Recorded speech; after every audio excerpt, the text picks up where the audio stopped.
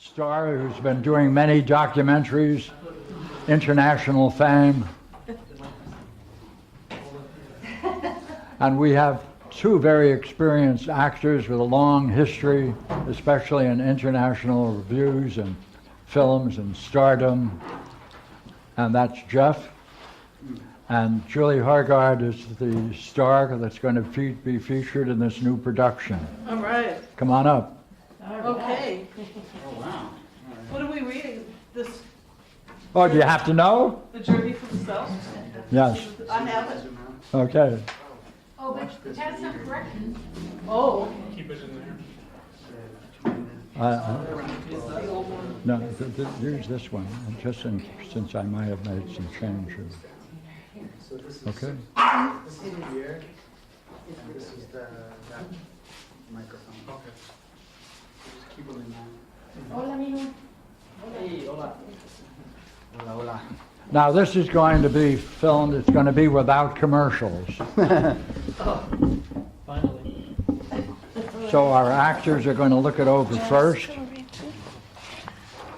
I was knocked out with a bit of flu, so I needed to do something, so I did a dialogue. So this is the dialogue I did in the last couple of days. Well, you got to do something. It's his immune system booster. Really? Now, make notes wherever you want as the drama goes on, so we can go back with your question to some part of the drama. They'll look it over first for a few minutes. Okay. So, are you going to be Joseph or Fletcher? Oh, I don't care. Do you have a preference? I don't even know what we're... But it looks like... Today, you'll be Joseph, Julie, Okay. okay? And Plethon, all right? In a circle. Now, Nancy is collecting criticisms, so remember, pass them on to her. People having read it and I've asked it to people already. Errors, corrections, all that. Misspelling.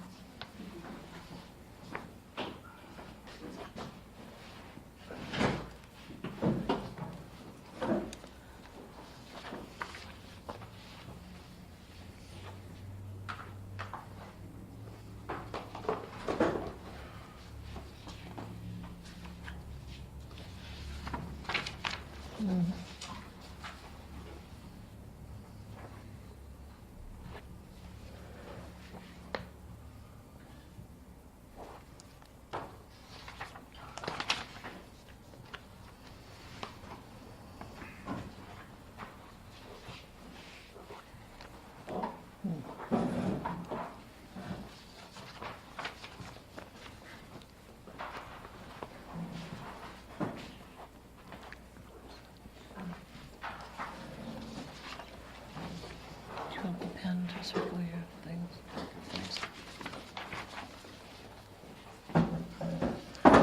Okay. Good.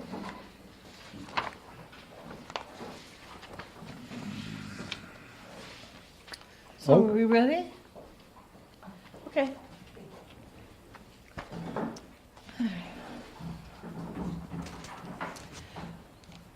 I have finally seen, this is called The Journey for the Self.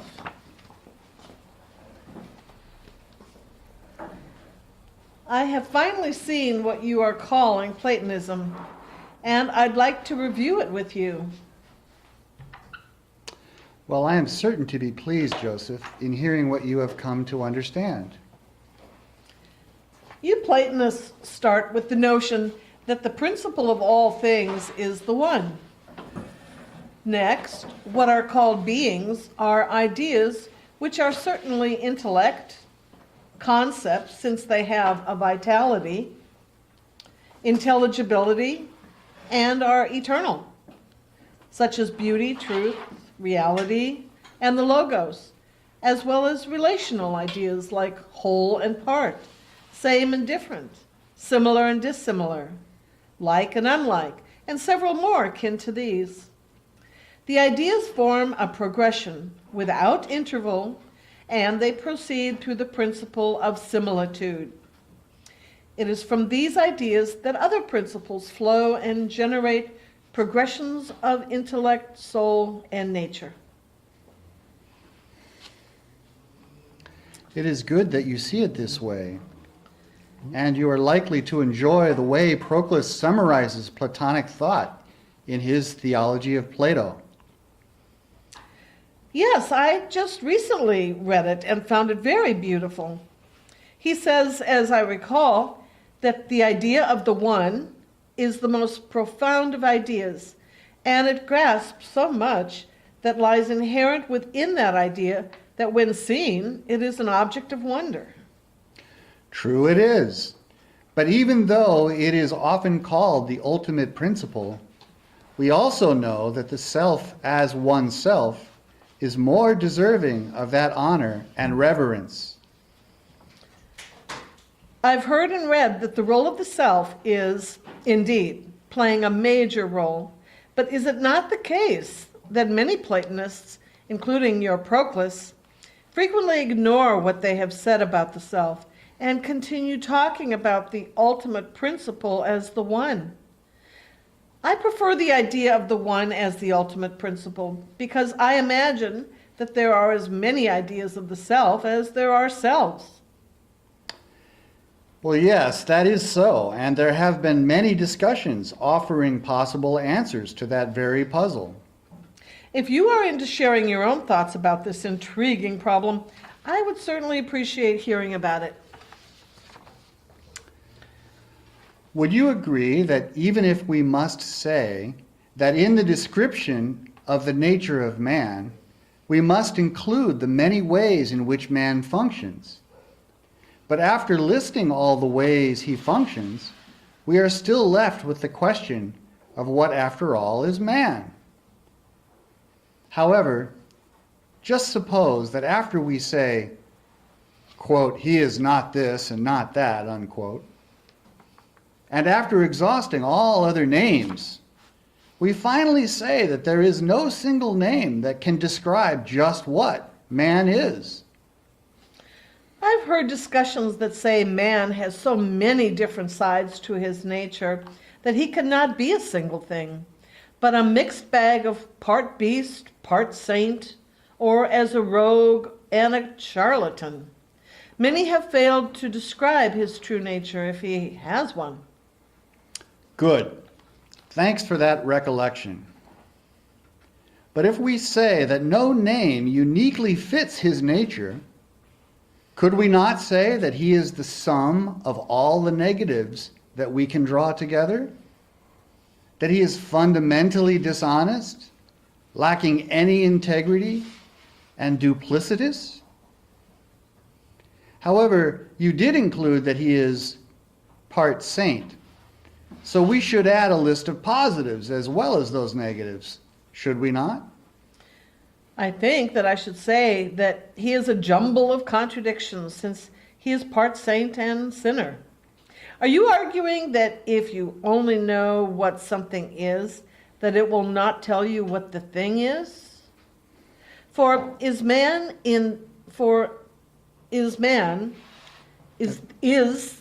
man that jumble of contradictions? Well, I think it's If man is that jumble of contradictions, we sure won't be able to define him. Or are you arguing that a blind man who has no grasp of what an elephant is might walk under a tall elephant and by only touching each of his legs and trunk would not be able to grasp that the four legs and trunk belong to an elephant? Yes, it is something like that, because when the one is defined by negatives, we only know what it is not, and wonder what is beyond all words. However, we still have many experiences of naming this and that thing as a one. So we still carry along our past associations and images of our use of the idea of something being a one, do we not? I think I see what you're saying. Would you say the same thing about the idea of the good? It seems that the same thing is likely to be said about the good as you did with the one. Sure thing, because I think you would argue that the numerous kinds of things called good cannot be attributed to the highest and most profound idea of the good. Yet, even if we say that this idea of the good surpasses all predicates, that we still carry all the uses of the idea of good along with us when we say that all negatives define the one, and we can say the same thing about the good. But the highest term in our philosophy, the principle of all principles, is correctly described as the one. So we have to ignore this burden of carrying along in our thinking the lesser uses of those very ideas. Yes. We might say that if the one is a principle, then it must have some kind of existence. And since you include within it that all proceeds from it, then must it not follow that we have some kind of duality here and not one thing? I never thought of it that way. You made one into two. Well, Joseph, if we want to distinguish between saying that something can be defined negatively, would you agree that it would not be the same thing as saying that it transcends all ideas and all things? I think you're right there, Platon. So what if we could find a term that has no associations with anything in our physical world, nor any associations with anything in the world of ideas? And let's add to that and say that it could not have anything that can be said to be even like it or similar to it. Do you really think that there can be an idea that can be said to have no possible likeness or similarity to anything else? For an idea that in no way is either like or unlike anything cannot be an idea, right? Frankly, there's no idea that can be said to have absolutely no resemblance or relation with anything else, because everything has some kinship or relationship with everything else. Well, I like the way you reason. But what if there is no need for an argument to either prove or disprove a certain idea, if that idea is truly obvious? What would you say about that? Wait a minute. An argument is offered as a way to prove something is true, isn't it? Well, an argument is used to persuade that we are rational enough to follow a line of sound reasoning, to believe you're understanding something is true. Well, I know you would have some kind of trick to pull on me to get me to change my mind. Okay, I'll ask. Just how can you prove what seems to be so obvious that it does not require any proof? Go ahead. Okay, here's a page of something I just wrote. Please read it to yourself. There's no need to read it aloud. Sure thing. I'll be glad to read it. Read.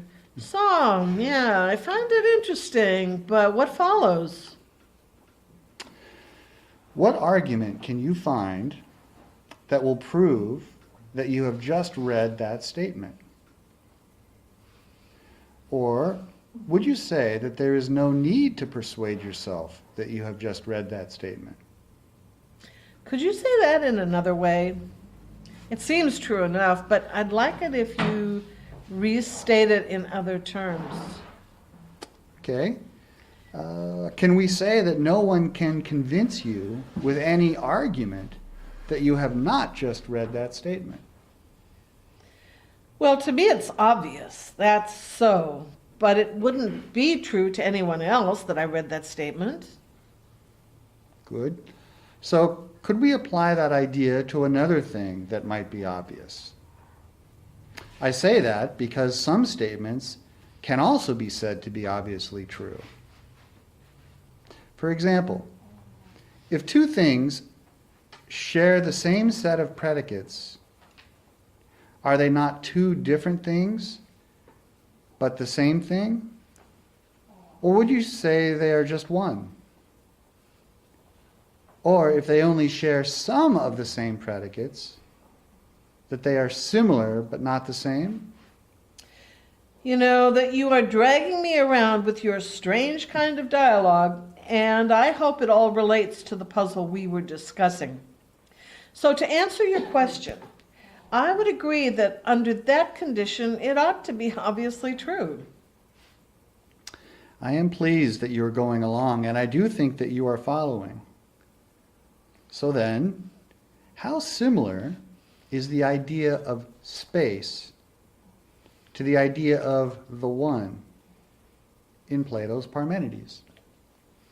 As I understand his idea of the one, which is a pure one, it can't be a whole, since it would have parts, and that would mean it would be a many and not one.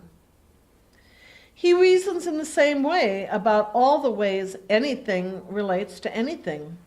But I like what he says about the one not being anywhere, or in anything, or in itself. So in the end, he says, it can't be said to be, nor can it be known, nor even be named.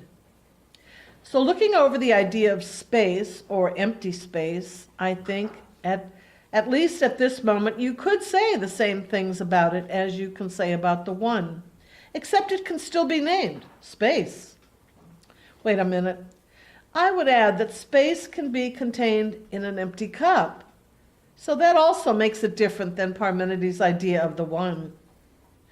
So I would say that space and the idea of the one are similar, but not the same. And that's obviously true, right? Yes to that. And I like what you said, and we can use it to make a few points. Would you agree that you are likely to now have different ideas of yourself from those false beliefs of yourself that you had in your past? If so, is it also not likely you would call those past ideas false ideas of the self? Now that is true. I've been lucky to shed several false images of myself. I guess you'll say that when I saw them as false, I could say that they were truly seen as being obviously false, since after seeing them as false, they vanished from me. So while there is something that sees and knows the obvious, does it have any marks? I mean, at the very time you saw those false ideas of yourself as false, could you at that very time describe with accuracy what it was that was seeing the obvious? What's that? You want to know if I can describe that moment of clarity or insight when I saw the obvious? It is an expansive moment, like when you feel a burden drops off, or maybe like when the clouds allow a ray of sunshine to break through the mist. That's good, Joseph.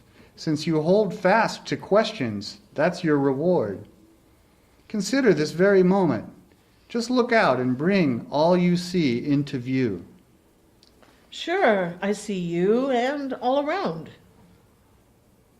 Since you have the whole of your vision in front of you, is yourself among what you see? No, the self is not seen with the eye, but it is the whole that sees, isn't it? And there are noises to be heard. So would you say the same about hearing?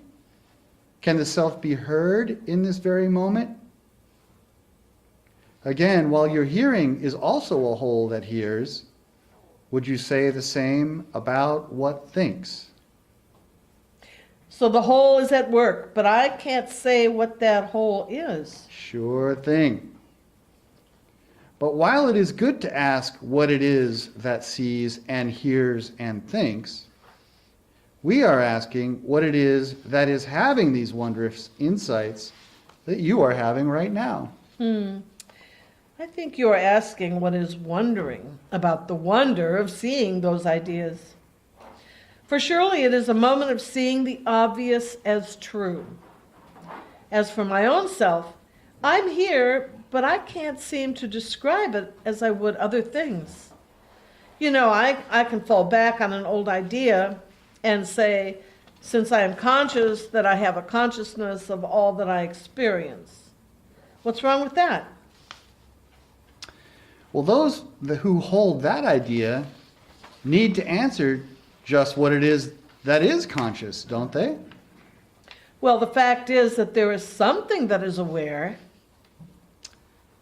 Are you not only saying that it is obvious that there is something aware, but that you don't know what it is that is aware? I don't know if I can say what it is that is aware, but something is, and that is actually obvious. So would you say that its presence is obvious and needs no argument to prove it's always as it is? So you're saying that in that moment, I was able to just be myself, and that the presence of myself is the self? Perhaps. But is it like anything you have experienced, or even could possibly experience? No, no experience is like that presence of being as I was. However, could it not be compared to something else? Is it like some idea of beauty, or anything else, even of the one? There's nothing like it, but what it is in that presence of being what it is. Interesting. But can it be said to exist, or be like anything that has come to be? For could you say it is for something that is, has some mode of existence, and shouldn't any kind of existence be describable? No, it must be something that is just in itself, pure and empty of all else. But if it is in itself, it must be encased or contained by itself, as a container contains its contents. If so, did you encounter that in what you experienced?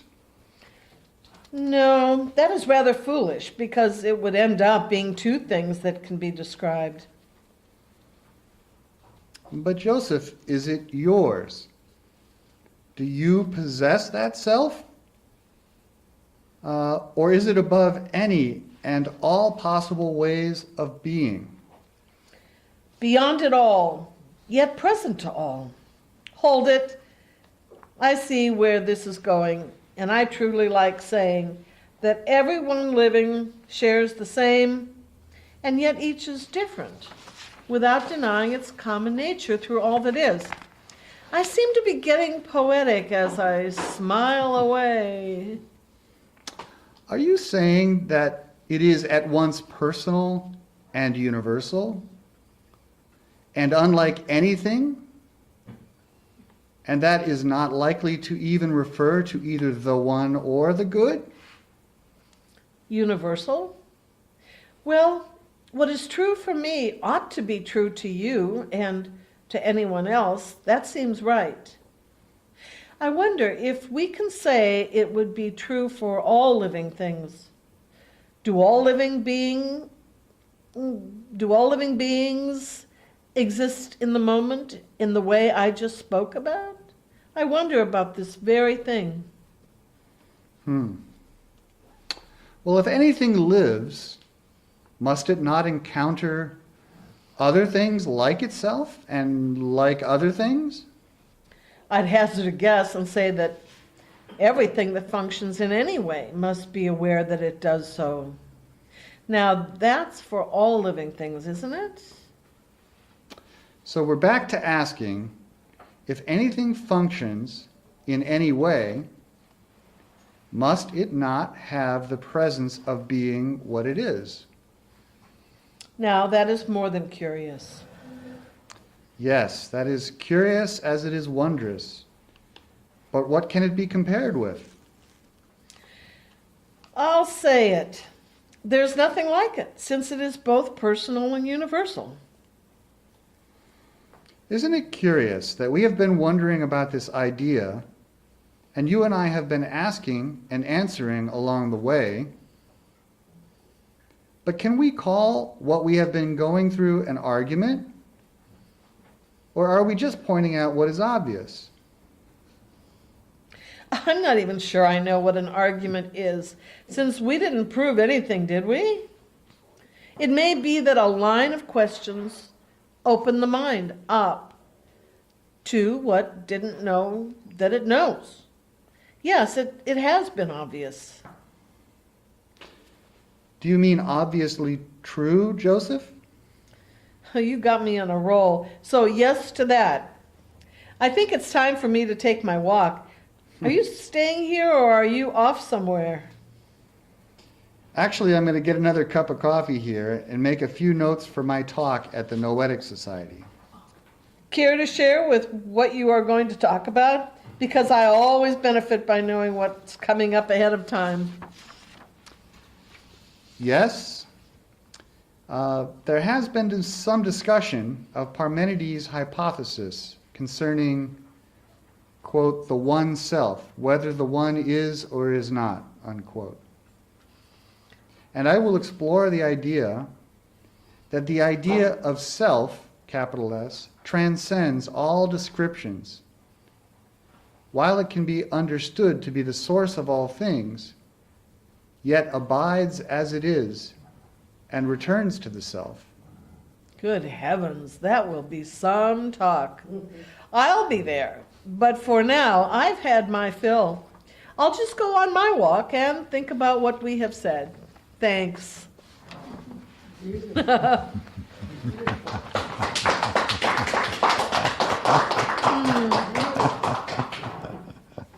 Good. Would you not agree they should have some questions? Oh. Yeah. Jeff, Julie, before you leave the center stage? Should we or the rest of the group or? We should. I don't know, I've had my fill.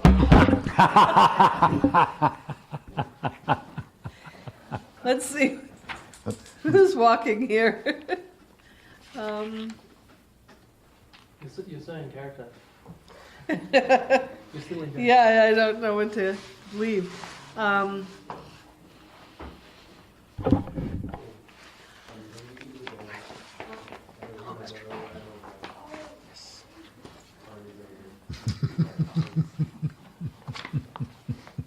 Well, so, I mean, yeah, the question is the relationship, the similarity of the one and the self. I mean, that's what strikes me at the end.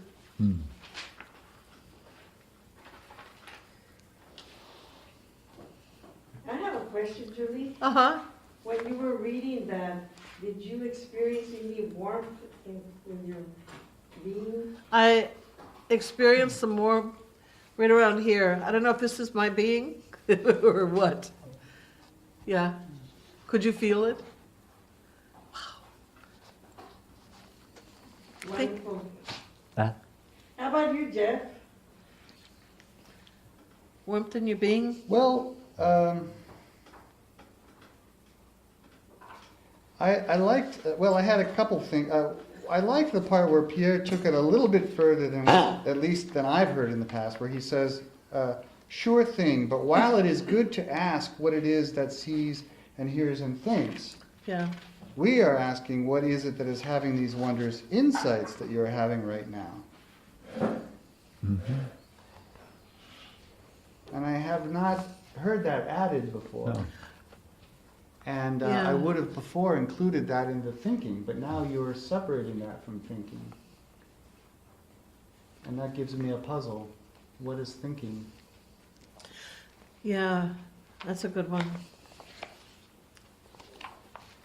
So, and it also makes me wonder if Xenophanes missed adding that.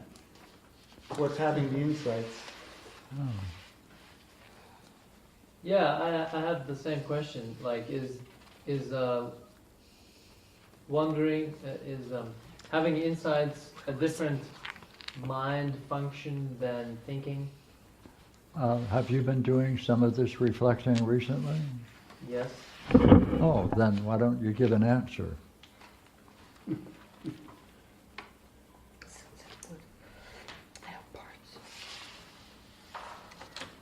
Yeah, it's like the difference between voluntary and involuntary. One of them is just happens because of pathlogos or whatever, daydreams, whereas the other one is,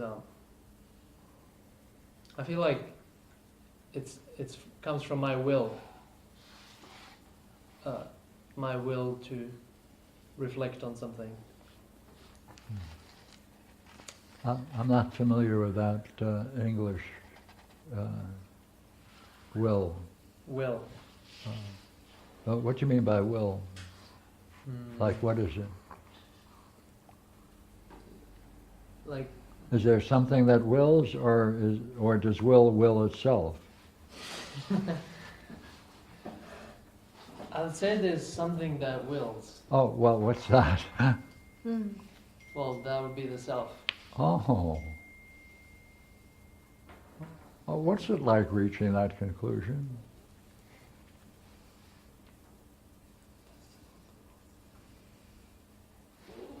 I don't know, it's a bit confusing. It's because I immediately wonder what's the relationship between the self and will.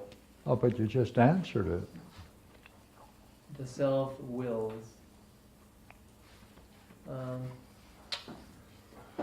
Must there not be something that wills? Yeah. Well, go ahead. Well, I mean, is that enough? We can just say the self wills and that's it. I guess that's an answer. What happened? Jeff, he thinks that's an answer. Answer him. I think I'm right where Eldar is. I would have difficulty with this too. I think we need to call on Regina. Good. Oh yeah, I forgot about that.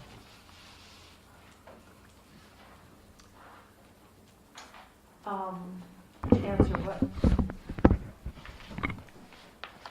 Whether will and self are the same? Mm-hmm. Well, I think ask, what is it that's willing? Yeah, but I think that Eldar agreed to that already. There has to be something that wills, and that must be the self. But then Pierre had an additional question on top of that, didn't you? Would you repeat it for us so that we can? What's the relationship between will and self? Mm-hmm. That's it. Well, go ahead. Okay. Self wills. I don't know. I guess it's spontaneous. Spontaneous. And that's obvious. And that's obvious. It's spontaneous. It's obvious that it's spontaneous. Now that we know it's so quick, what is it that's so quick? What is it that's so quick? The will. Oh, but didn't you say there must be something that's doing the willing? Yeah.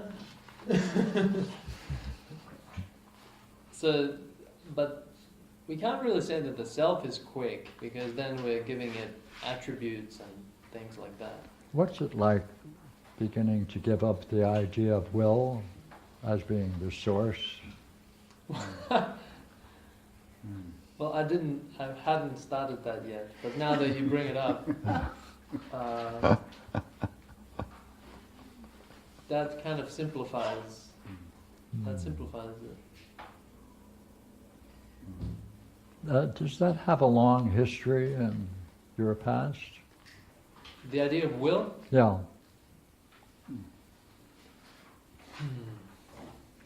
Like, what does the word will account for? Why is it useful? What does it account for? What does it account for? Because it's now put in jeopardy. Yeah. What does it account for? Does it account for a participation that is beyond, that transcends words, that transcends time, that transcends everything that we can think of? Does the source of will transcend everything?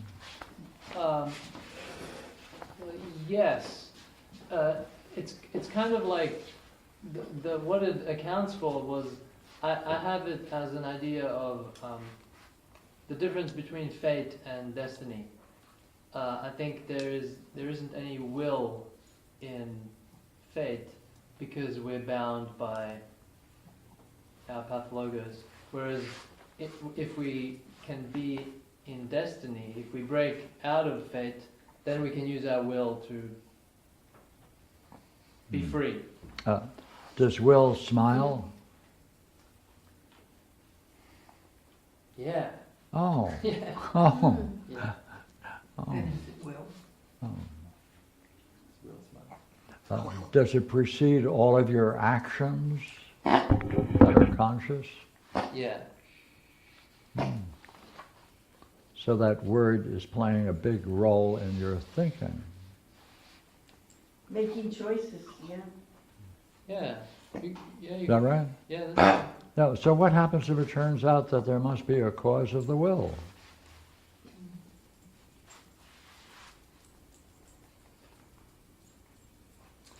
That's very interesting. I don't know the word. What does that mean? Interesting. Cause of the will.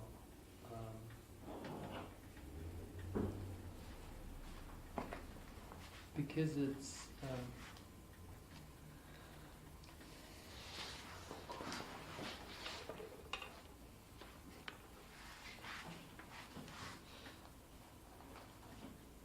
because it brings in something more primary, Oh, which is something more primary than will. yeah, Hmm. and that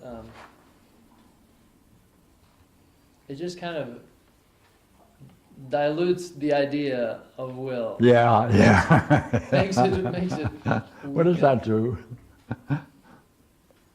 Since it seems to be diluting your idea of the importance of will. It's kind of like reframing the argument, reframing the idea of self and the idea of what is most primary. So it's Is that obvious? that is it obvious that it's doing that? Yeah, is it now obvious? What? With your conclusion? Yeah. Yeah, yeah. Do you like reflections that end in something obvious? Yeah. Yeah, I do. Yeah, yeah, what's obvious? It's obvious. Something's around that likes being obvious, is that right? Yeah. Hmm. Is that the self? You take a look and let me know.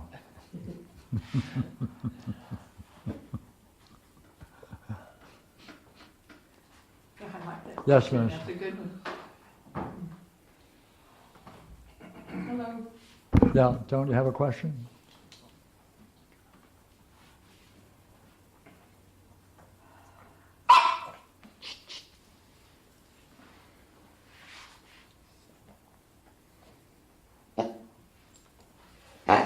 No.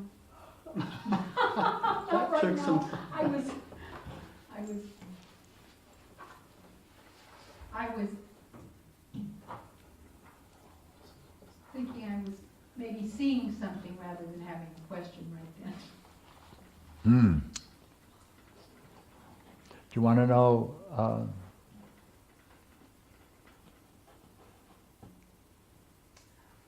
what it's doing to Steve? Sure.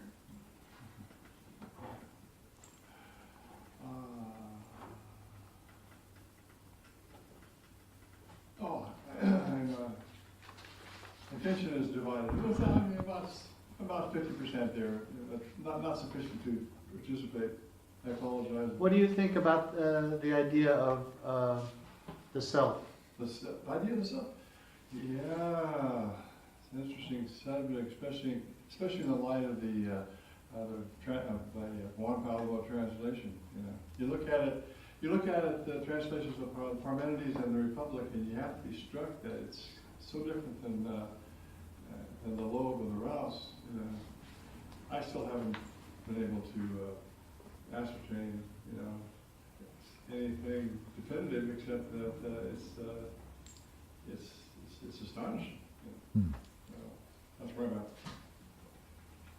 at. What do you think of his answer?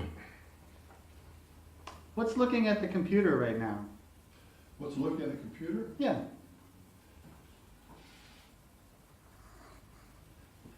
Well, just take a look and tell him. Thank you. Well, I have to focus my mind's eye. What's focusing? Ask him if it needs glasses. If you ask me what's focusing the mind's eye, you know, I'm gonna be upset. Go for it. Be upset. What's upset? Right. So that's an infinite regress, right? A dialectician like yourself would agree to that. Maybe, maybe Yeah, not. well, you would. I mean, Is you the would. same thing being upset, the same thing that's hearing and talking and looking at the computer, or something different? No, what I said, I need to focus my mind's eye. And I suggested it was a question of what's focusing the mind's eye. Right. And then in the very next breath, I said, well, does that lead to an infinite regress? And I said, Jeff, being the dialectician he is, would be utterly compelled to agree with that. But he didn't answer the question. Do you agree with that? Why does it lead to an infinite regress? I'll leave the reasoning to you. It's so obvious. No, I don't see it. Help me through it. You have to be able to see it. Just talk about it. I'll leave it entirely to you. Well, the way I look at it, the questions See, are... I told you.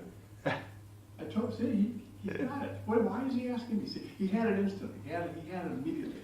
And he doesn't, go ahead, Jeff. He had it immediately.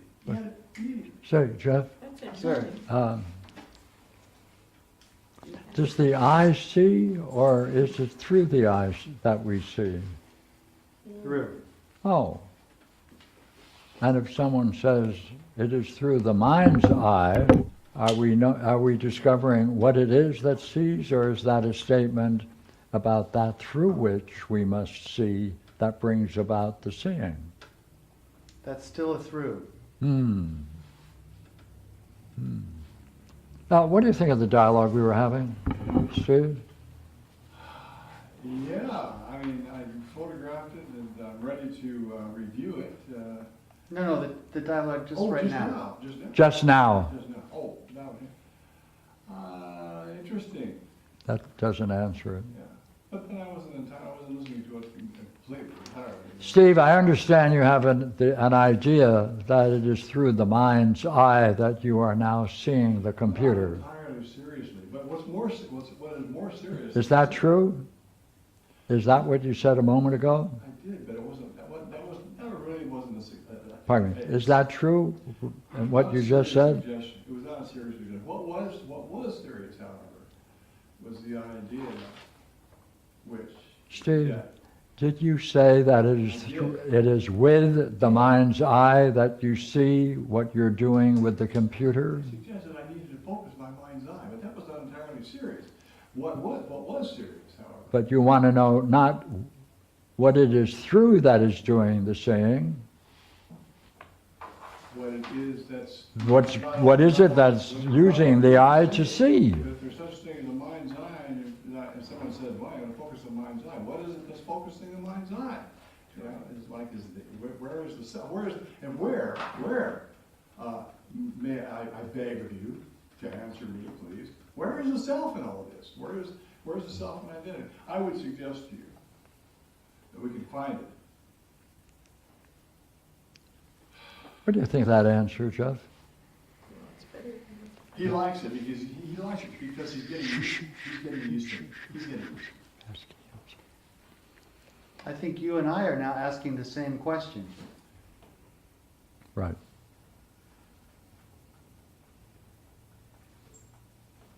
My turn. May I suggest to you that you enunciate that question, sir? What's doing the seeing? Right. Why do we always go back to that, no matter what we do? Oh, I can answer that because it's a good question. Go ahead, answer it. Why is it such a good question? You don't have why? Answer it. Here's the worst part of it. Here's the absolute worst part of it. The mystics say that if you look, you're gonna see nothing. Okay? Well, is that the way to perceive? I mean, really? No, So what? It's your answer. What?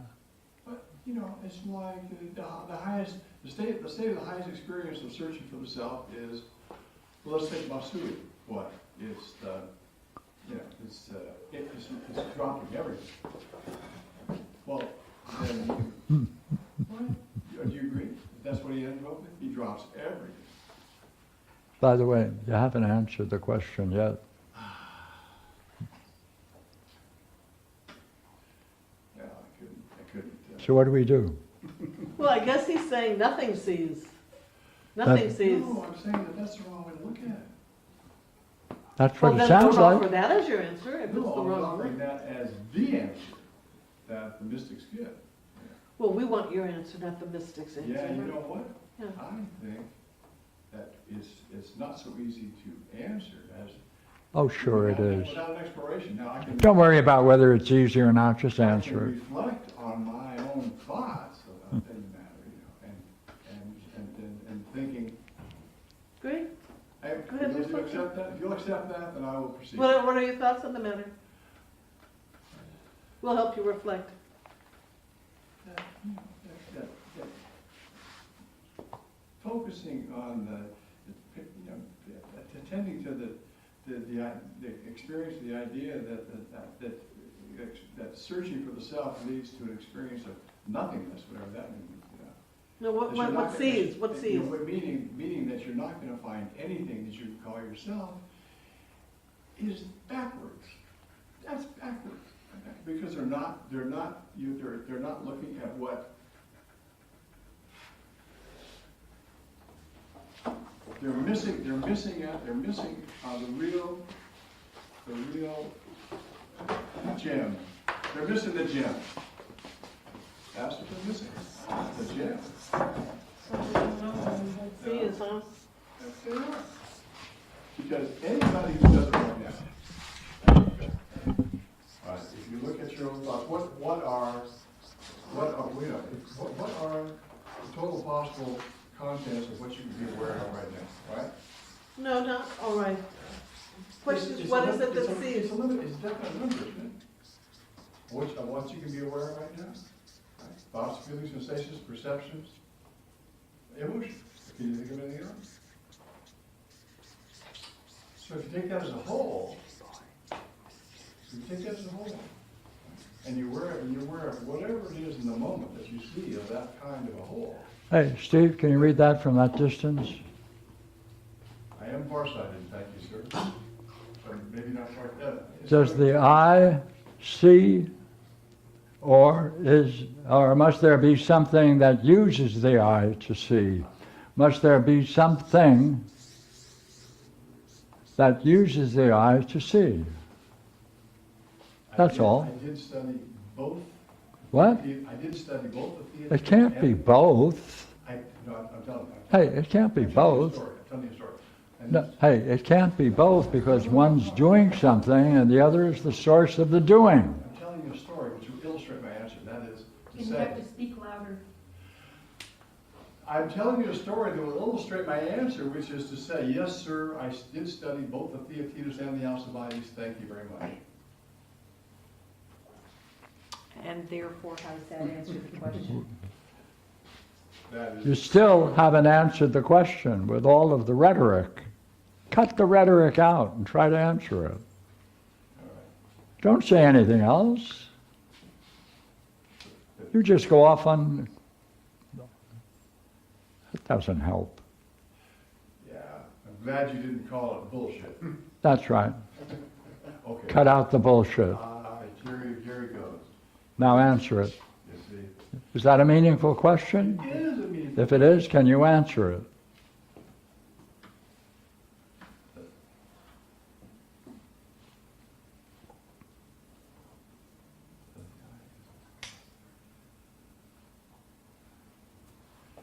Okay, that's quite a sentence there, but also, I think you're saying that. That should be C. Does the okay, IC. Does the IC, it's missing, right, okay. Does the IC or is, What do you It's hear? just your, you wrote does the I is, there's just a spelling. yeah, Does the IC. Does the IC, Oh, pardon me. yeah.